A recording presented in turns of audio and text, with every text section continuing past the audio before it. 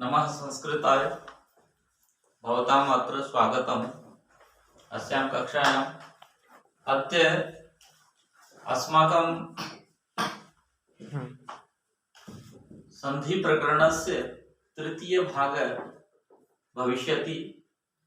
अत्र वयं गुणसन्धि विषये पठिष्यामः। गुणसन्धि स्वरसन्धेः तृतीय भेदः वर्तते। अतः वयं ध्यानपूर्वकेण पठिष्यामः। अत्र तो ध्यान दीजिए प्रिय साथियों, आज संधि का जो मुख्य भेद है स्वर संधि का, जैसे कि हमने प्रथम भाग और द्वितीय भाग में हमने जो है यण संधि और अयादि संधि पढ़ाई थी, और आज जो है हम आपको गुण संधि के बारे में बताने जा रहे हैं। गुण संधि, गुण किसे कहते हैं? तो गुण जो है उसके विषय में यहाँ बताया गया है। हमारे जो पाणिनि जी के द्वारा लिखित अध्यायी है उसके अंदर गुण संधि का सूत्र है आद गुणः। आद गुणः, सर्वप्रथम हम ये जानेंगे गुण किन्हें कहते हैं। तो गुण जो है एक संज्ञा प्रकरण के अंदर सूत्र है अदेन गुणः। अदेन गुणः, ये सूत्र क्या कहता है कि अत और एंग, इनकी गुण संज्ञा होती है। अत यानी ए, और एंग में, एंग प्रत्याहार में ए और ओ, ये दो वर्ण आते हैं, इसलिए कुल मिलाकर के ए तथा ओ, इन तीनों वर्णों की गुण संज्ञा होती है। ठीक है। गुण अर्थात जो है यहाँ गुण किस कब होगा, गुण की स्थिति क्या होगी, इसके लिए इसकी परिभाषा दी हुई है कि पदांत ए या आ के पश्चात। पदांत जो हम संधि विच्छेद करते हैं तो एक तो पूर्व पदांत होता है, पूर्व पद होता है, एक उत्तर पद होता है। तो पूर्व पद का अंतिम जो वर्ण है वो पदांत कहलाता है। तो पदांत ए या आ के पश्चात ई, ऋस्व ई या फिर दीर्घ ई हो तो दोनों के स्थान पर, यानी ए या आ और ई या ई दोनों के स्थान पर, मान लीजिए ए जमा ई, तो दोनों के स्थान पर कौन सा आदेश होगा? ए। तो ए गुण होगा, यहाँ पर दोनों को मिला करके एक गुण होगा, तो उसे क्या कहेंगे? ए गुण हो जाएगा, यानी ए हो जाएगा। ठीक है, एक ही आदेश दोनों के स्थान पर।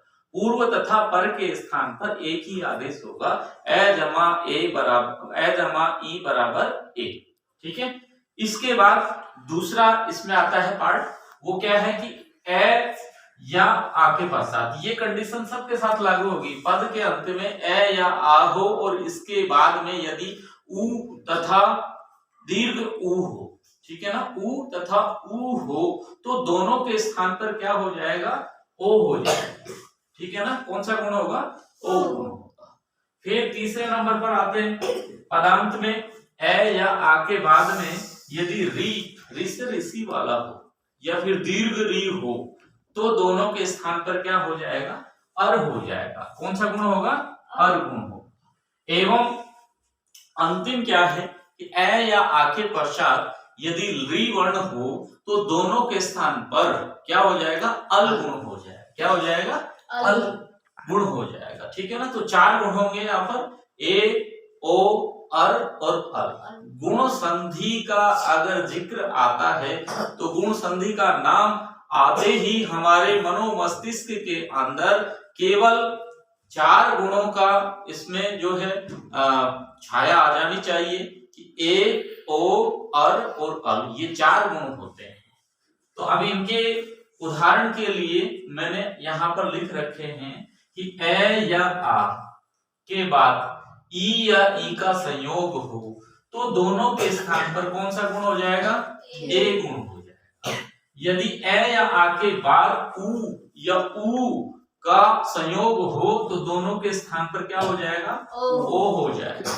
यदि ए या आ के बाद री, है ना, री का संयोग होगा तो दोनों के स्थान पर क्या हो जाएगा? अर हो जाएगा। यदि ए या आ के बाद में री हो तो दोनों के स्थान पर क्या हो जाएगा? अल हो जाएगा। ठीक है। अब यहाँ ध्यान देंगे इनके उदाहरणों में। उदाहरण मैंने आपको लिख दिए हैं उदाहरणों में देखिए महा जमा ईसह, ये प्रथम उदाहरण है किसका, ए गुण का। ये सारे ए गुण के उदाहरण हैं, ठीक है ना। तो ए यहां पर कौन सा गुण होगा, ए। तो यहाँ महा प्लस ईसह, महा जमा ईसह, ठीक है। ये दो हमारे पास पद हैं, बीच में जमा का निशान है, प्लस का निशान। तो ये तो पहला पद हो जाएगा, ये बाद वाला पद दूसरा पद। तो पहले वाले पद के अंत में चलते हैं। तो यहाँ क्या है, पदांत में, पदांत क्या होगा, हा, हा पदांत होगा। तो पद के अंत में कौन सा स्वर है, आ। हा के अंदर कौन सा है, आ। और आ के बाद में क्या है, ई। तो दोनों का योग हो रहा है, संयोग हो रहा है। परिभाषा के अकॉर्डिंग सही है। यदि ए या आ के बाद में ई या ई हो तो यहाँ पर दीर्घ आ है और दीर्घ ई है, दोनों का संयोग होगा तो क्या बनेगा, ओ बनेगा। क्या बनेगा, ओ। तो यहाँ पर क्या बन जाएगा, नहीं सॉरी, ओ नहीं बनेगा। यहाँ पर आ जमा ई, ठीक है ना, आ जमा ई। इनके स्थान पर कौन सा गुण होगा, ए गुण होगा। तो यहाँ क्या बनेगा, महेश, ठीक है ना। महा जमा ईसह क्या बनेगा, महेश। फिर गण जमा ईसह, गण में ए है और ईश का ई, दीर्घ ई, इन दोनों का संयोग होगा तो ए बन जाएगा। क्या बनेगा, गणेश। गण जमा ईशः क्या बनेगा, गणेश।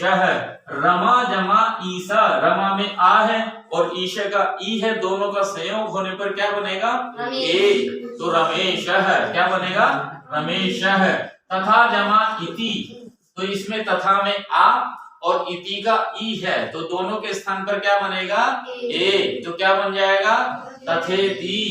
न जमा इदम, न जमा इदम, तो यहाँ न में ए है और इदम का ई है, तो दोनों के स्थान पर क्या हो जाएगा, ए गुण। तो क्या बनेगा, नेदम। न इदम बराबर नेदम, ठीक है। ऐसे दूसरे नंबर पर ओ का उदाहरण लेते हैं। ये सारे ओ गुण होगा यहाँ पर, उनके उदाहरण हैं। तो यहाँ जैसे देखिए पर जमा उपकार, पर जमा उपकार है, तो पर के रय के अंदर क्या है और उपकार का उ, तो ए जमा उ बराबर क्या होगा, ओ। तो क्या बन जाएगा, परोपकार। पर जमा उपकार क्या बनेगा, परोपकार, ठीक है। महा जमा उत्सव, तो महा में आ और उत्सव का उ, दोनों का संयोग होगा तो क्या बनेगा, ओ। तो क्या बन जाएगा, महा जमा उत्सव बराबर महोत्सव, ठीक है। हित जमा उपदेश क्या बनेगा, हितोपदेश। यहाँ पर ए जमा उ, दोनों का संयोग हुआ है इसलिए ओ गुण हो जाएगा और हितोपदेश बन जाएगा। गंगा जमा उदकम, तो यहाँ पर गंगा का आ और उदकम का उ, दोनों का संयोग होगा तो क्या बन जाएगा, गंगोदकम, ठीक है। गंगा जमा उदकम, गंगोदकम। पस्य जमा ऊपरी, पस्य का जो यह है उसमें ए और ऊपरी का उ, तो ए जमा उ बराबर क्या बन जाएगा, ओ। तो पस्योपरि, पस्य जमा ऊपरी, पस्योपरि, ठीक है। ऐसे ही तीसरे नंबर पर जो है हमारा उदाहरण आता है किसका, अर का। यहाँ अर गुण होगा। अर गुण में क्या होगा, महा जमा ऋषि ही, उदाहरण देखिए महा जमा ऋषि ही, ये आ जमा री बराबर अर होता है, तो महा जमा ऋषि ही क्या बनेगा, महर्षि ही, महर्षि ही। फिर यहाँ राज जमा ऋषि, तो ए जमा री बराबर अर गुण हो जाएगा तो क्या बनेगा, राजर्षि ही, ठीक है। ग्रीष्म जमा ऋतु, ए जमा री बराबर अर गुण हो जाएगा तो ग्रीष्म ऋतु, क्या बनेगा, ग्रीष्म ऋतु। फिर ब्रह्म जमा ऋषि, यहाँ ब्रह्म में ए है और ऋषि का री है, ब्रह्म का ए और ऋषि का री, तो ए जमा री बराबर क्या बन जाएगा, अर, ठीक है। तो क्या बनेगा, ब्रह्मर्षि ही, क्या बनेगा, ब्रह्मर्षि ही, ठीक है, ब्रह्मर्षि हो जाएगा। फिर है इसके बाद में नंबर 4 पे यहाँ अल का उदाहरण आता है आपका, चौथा जो गुण होता है अल, उसका उदाहरण क्या होगा, यहाँ होगा कि तव जमा ऋकार है, तव के अंदर ए है और ऋकार का ली है, ठीक है, री। तो यहाँ ए जमा री, तो दोनों में क्या बन जाएगा, दोनों के स्थान पर ए जमा री अल हो जाएगा, अल गुण। तो यहाँ तव जमा ऋकारः अर्थात क्या बन जाएगा, तवलकारः, तवलकारः। मम जमा ऋकारः, तो यहाँ मम के अंदर मैं जो है पदांत में है, उसमें ए और ऋकार का ली, तो ए जमा री बराबर क्या बन जाएगा, अल।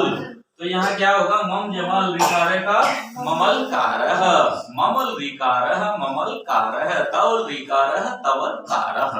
ठीक है, ऐसे ही है। अन्य उदाहरण मैंने लिख दिए हैं, बहुत सारे इसमें गुण संधि के उदाहरण आपको देखने को मिल जाएंगे। ठीक है ना, गणेश है, राजेंद्र, महेंद्र, भुवनेश, बहुत सारे मिल जाएंगे इसमें, राकेश। ठीक है, ये तो महाजमा इंद्रः, महाजमा इंद्रः बराबर महेंद्रः। ठीक है, सूर्य जमा उदयः, सूर्य जमा उदयः क्या बनेगा, सूर्योदयः। वन जमा उत्सवः क्या बनेगा, वनोत्सवः। देव जमा ऋषिः क्या बनेगा, देवर्षिः। नारद जमा ऋषिः क्या बनेगा, नारद ऋषिः। ठीक है ना, नारदर्षि बनेगा। ठीक है, ऐसे ही सप्त जमा ऋषिः क्या बन जाएगा, सप्तर्षिः। ठीक है, और अब मैं एक बार फिर से इसको संक्षेप में बता देता हूं संधि को, कि गुण संधि मुख्य रूप से गुण संधि में ए, ओ, अर, अल ये 4 गुण होते हैं। यदि पदांत में ए या आ हो, इसके बाद में ई या ई हो, तो दोनों के स्थान पर ए गुण हो जाता है। यदि पदांत में ए या आ हो और इसके बाद में उ या फिर दीर्घ उ हो, तो दोनों के स्थान पर ओ गुण हो जाता है। यदि पदांत में ए या आ के पश्चात री हो, तो दोनों के स्थान पर अर गुण हो जाता है। यदि पदांत में ए या आ के पश्चात री हो, तो दोनों के स्थान पर क्या हो जाता है, अल गुण हो जाता है। ठीक है, उदाहरण देखिए, अब आप सब बोलेंगे, मैं यहाँ बोलूंगा इसके संधि विच्छेद, आपको बोलना क्या है, संधि पद। ठीक है, महाजमा ईशः महेशः, महाजमा ईशः महेशः। गणजमा ईशः गणेशः। रमा जमा ईशः रमेशः। तथा जमा इति तथेति। न जमा इदम नेदम। ठीक है, ये ए गुण के उदाहरण हैं, और ओ गुण जहां होता है उसके उदाहरण ये है, पर जमा उपकारः परोपकारः। महाजमा उत्सवः महोत्सवः। हित जमा उपदेशः हितोपदेशः। गंगा जमा उदकम गंगोदकम। पश्य जमा ऊपरी पश्योपरि। इसी प्रकार से नंबर 3 पे जो अर गुण आता है उसके उदाहरण देख लीजिए। महाजमा ऋषि महर्षि। राज जमा ऋषि राजर्षि। ग्रीष्म जमा ऋतु ग्रीष्मर्तु। ब्रह्म जमा ऋषि ब्रह्मर्षि। और तव जमा ऋकारः तवलकार, ये अल का उदाहरण है। तव जमा ऋकारः तवलकारः। मम जमा ऋकारः ममलकारः। इसी प्रकार से अन्य उदाहरणों में महाजमा इंद्रः महेंद्र। सूर्य जमा उदय सूर्योदय। वन जमा उत्सवः वनोत्सव। देव जमा ऋषि नारद जमा ऋषि नारदर्षि। ठीक है, इसी प्रकार से बहुत सारे उदाहरण आपको गुण संधि के देखने को मिल जाएंगे, यत्र तत्र किसी भी पुस्तक में आपको देखने को मिल जाएंगे। गुण संधि एक अहम संधि है, इसलिए मैं आप लोगों से निवेदन करता हूं कि इस संधि में यदि कुछ समझ में नहीं आता है तो आप कमेंट करके बता सकते हैं, और यदि समझ में आता है तो आप लाइक करिए, इसको सब्सक्राइब करिए और इसको शेयर करें अधिक से अधिक, ताकि और जैसे जो संधि के बारे में अनभिज्ञ हैं, संधि के बारे में जो जानते नहीं हैं, वे संधि को जान सकें और शुद्ध संस्कृत पढ़ने में वो माहिर हो सकें। धन्यवाद।